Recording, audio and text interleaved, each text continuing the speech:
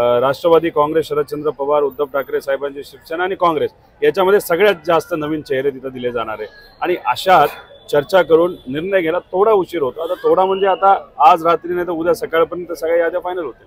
पण राष्ट्रवादी काँग्रेस पक्षाला मुळातच जागा कमी हव्या आहेत म्हणून त्यांच्या नावांची यादी ही पूर्ण झाली असावी पण घोषित करणं बाकी आहे। तुम्ही जे काही आकडे म्हणत आहात खूप मोठा फरक आहे असं नाही तिन्ही पक्षांमध्ये, तो उद्या डिक्लेअर झाल्यानंतर तुम्हाला कळेल। पवार साहेबांचं मत आहे की महाराष्ट्र धर्म टिकवण्यासाठी आणि महाराष्ट्राला विकासाच्या बाबतीत आणि खऱ्या अर्थाने लोकांच्या हितासाठी एक नंबरला आपल्याला आणायचं असेल, थोडीफार जागेवर मायनस झालं तरी चालेल, स्ट्राईक रेट चांगला ठेवायचा, महाविकास आघाडी म्हणून कमीत कमी 180 उमेदवार आपले निवडून आलेच पाहिजे, आपली सत्ता आली पाहिजे आणि हे जे काय फापट पसरा आणि भ्रष्टाचार महायुतीच्या नेत्यांकडून सुरू आहे ज्याचा आज पराक्रम 5 कोटीचा आपल्याला दिसला, तर ह्या सगळ्या गोष्टी थांबवून आपली सरकार लोकांच्या हिताची आणायची एवढंच उद्दिष्ट पवार साहेबांचं आहे। पद वगैरे हे विषय नंतर येतात, त्यामुळे पवार साहेब विचार करत असताना खऱ्या अर्थाने स्वतःचा न करता महाराष्ट्राचा विचार करतात। पण सरकार आणायचं असेल तर वादही कमी करावे लागतील। महाविकास आघाडीमध्ये शिवसेना, उद्धव ठाकरे गट आणि काँग्रेसमध्ये ज्या पद्धतीनं गेल्या काही दिवसांमध्ये वातावरण पाहायला मिळते टोकाचं झालेलं होतं, हे टाळता आलं असतं। कोण म्हणले टोकाचं झालंय? चर्चा फक्त टोकाची झाली, बाकी काही झालेलं नाही। उलट सकाळी थोरात साहेब आले होते, तिथं चर्चा करत असताना एकदम निवांत त्या चर्चेत मी सुद्धा होतो। त्यानंतर काल मला राऊत साहेबांची चर्चा करायची होती, मी फोन केला, निवांत चर्चा झाली। त्यामुळे टीव्हीवर फक्त असं दाखवलं होतं काहीतरी बरंच झालंय। आणि दुसरं आता आमच्यात चर्चा होती ना, थोडी दिल्लीचा आदेश आला, बंदूक ठेवली डोक्याला, सही कर, एवढ्या जागा मिळणार, हे आमच्यात तर असं नाही ना।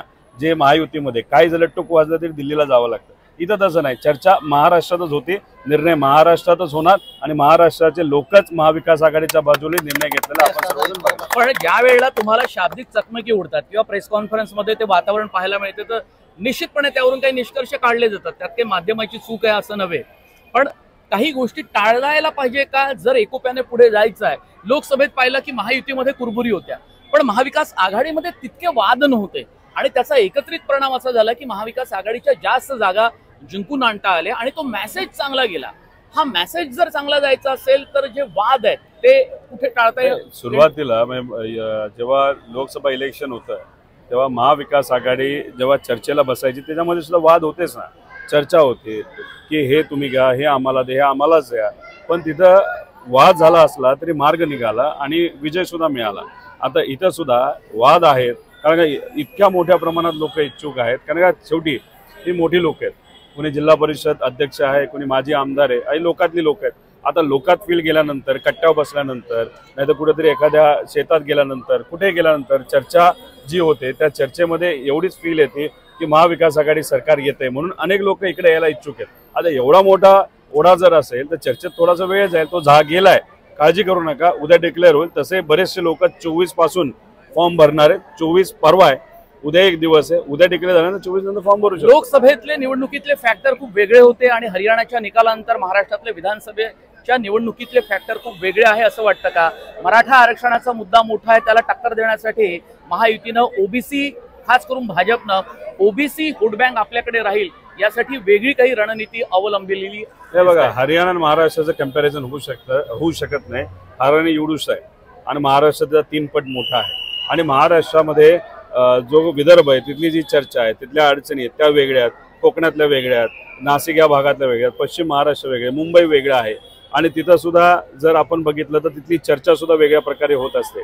आणि ह्या सगळ्या गोष्टी जर कोणाला तंतोतंत माहिती असेल तर आदरणीय पवार साहेबांना आहेत। पवार साहेबांना सगळ्यात मोठा अनुभव आहे आणि पवार साहेब सगळ्या गोष्टींकडे योग्य असं लक्ष देऊन योग्य कॅन्डिडेट हे देतील आणि मार्गदर्शन हे उद्धव ठाकरे साहेबांच्या पक्षाला सुद्धा जिथे लागेल तिथं आणि काँग्रेसला आहे, मान्य आहे, पण तिथे त्यांनी जाट समुदायाला टक्कर देण्यासाठी ओबीसी आणि बाकी जात समूहांची एक मोठ बांधली। पण महाराष्ट्रामध्ये आपण पाहिलं की मराठा आरक्षणाचा निश्चितपणे तुम्हाला बीडमध्ये कुठे ना कुठे फायदा झालेला आहे महाविकास आघाडीला, पण मग ओबीसी समाजासाठी नेमकं काय रणनीती असेल? कारण भाजपची ती एक वोट बँक गेल्या काही वर्षांमध्ये आपण पाहिलेली आहे आणि ती मजबूत करण्याचं काम भाजपनं केलं। बघा, आता धनगर समाज आणि आदिवासी समाज कन्फ्युजन मध्ये या 2 समाजाला या महायुती सरकारने भिडवलं, बरोबर आहे, आणि दोन्ही समाजाला काहीच दिलं नाही, त्यामुळे दोन्ही समाज त्यांच्यावर नाराज आहे। आता राहिला प्रश्न, मराठा समाजाचं आंदोलन चालू होतं, ओबीसी समाजाचं आंदोलन होतं, धनगर समाजाचं होतं आणि आदिवासी समाजाचं. अमित शहा इथे येतात आणि म्हणतात गुजरात स्टाईलमध्ये आम्ही सगळी आंदोलनं अशी तुडवतो नाही तर अशी संपवतो की ती कोणाला कळत पण नाहीत. म्हणजे महाराष्ट्रात येऊन हे सर्व सामाजिक कार्यकर्ते आपापल्या समाजाची लढत होते आणि अमित शहा म्हणतात गुजरात स्टाईलमध्ये काम केलं पाहिजे. अहो हे महाराष्ट्र आहे, तुम्ही इथं येऊन समाजाला तर धमक्या दिलाच, महाराष्ट्रात येऊन गुजरात स्टाईल तुम्ही आणता, म्हणजे महाराष्ट्र काय गुजरातचं ऐकणार आहे का? आणि यंदा निर्णय देत असताना ओबीसी समीकरण, इतरी समाजाचं समीकरण, मराठा समीकरण हे योग्य पद्धतीने बसून सगळ्या समाजाला माहिती आहे की खऱ्या अर्थाने कोण न्याय देऊ शकतं. त्यामुळे योग्य असा निर्णय हा महाविकास आघाडीच्या नेत्यांकडून घेतला जातो. लोकसभेच्या तुलनेत विधानसभेची निवडणूक तितकीशी सोपी नाही असं साधारणतः चित्र आत्ताचं आहे. तुम्हाला काय वाटतं? पैसा मोठ्या प्रमाणात येणार आहे. 150 कोटीच्या आसपास एका लोकसभेच्या मतदारसंघामध्ये महायुती म्हणजे बीजेपी, तिथं शिवसेना, उद्धव हे शिंदे गट आणि आपला अजितदादा यांच्याकडे 150 कोटी रुपये एका मतदारसंघात आले. आता यंदा विधानसभेला सहसा एवढा खर्च केला जात नाही, पण अंदाज असा आहे की 25 ते 50 कोटीपर्यंत खर्च ते करणार आहे. एवढं आव्हान सोडलं तर बाकी कुठलंही आव्हान नाही. पण आमचा लोकांवर विश्वास आहे. तिथं लोकसभेच्या वेळेस पैशाचा वापर केला तर लोक लोकशाहीच्या बाजूने राहिले. आव्हान पैशाचं असलं, दडपशाहीचं असलं तर लोकांवर विश्वासून जावं लागतं. लाडकी बहीण योजना गेम चेंजर ठरेल असं वाटतं विधानसभा? लाडकी बहीण योजनाची जी स्कीम ज्या लाडक्या बहिणींसाठी आणली ते फार हुशार आहे.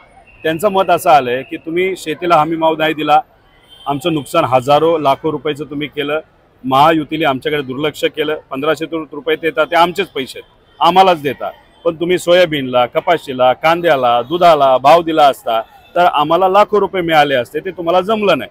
आमची मुलं, आमची मुली डिग्री घेऊन बसलेत घरी, त्यांना नोकऱ्या नाही दिला. गुजरातचं तुम्ही भलं तिथं करत, ते नाराज आहेत. त्यामुळे 1500 रुपये आमचेच आहेत, आम्हालाच दिलेत आणि महाविकास आघाडी ते बंद करणार नाही. आज महिला 7च्या आत घरात आहेत का?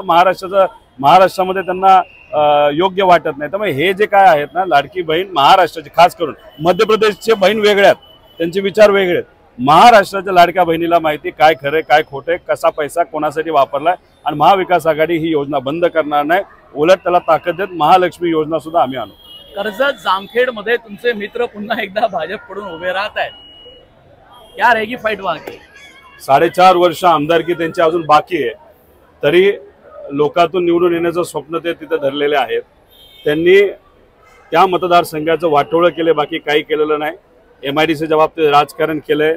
जेव्हा करोनाचा काळ होता तेव्हा घरी बसून त्यांच्या लॉनला पाणी देत बसले होते. लंपीचा रोग आला तेव्हा गप्प बसले. जेव्हा विम्याचा पैसा अडकला सत्ता असून गप्प बसले. जेव्हा तिथं इतरी जेव्हा अतिवृष्टी आली तेव्हा शांत बसले. जेव्हा लोकांना अडचणी असतात तेव्हा हे शांत बसतात. 4.5 वर्षानंतर मात्र ते आता लढायला तयार आहेत. ते सुद्धा 4.5 वर्ष आमदारकी असताना सुद्धा ते लोकांना माहिती. फक्त विषय एवढाच आहे, गेल्या वर्षी माझी लीड जेवढी होती त्याच्यापेक्षा लीड किती वाढवायची, असं आमचे कार्यकर्ते, निष्ठावंत पदाधिकारी आणि तिथे असणारे स्वाभिमानी नागरिक हे तिथं प्रयत्न करतील आणि माझ्यासारख्या कार्यकर्त्याला आशीर्वाद देतील असं मला एक शेवटचा मुद्दा असा आहे की शिवसेना वर्सेस शिवसेना आपण पाहिलं, राष्ट्रवादी वर्सेस राष्ट्रवादी पाहिली. या निवडणुकीमध्ये कोण मजबूत राहील? महाविकास आघाडीचे कमीत कमी 180 उमेदवार निवडून येणार म्हणजे येणार. धन्यवाद रोहितजी. धन्यवाद.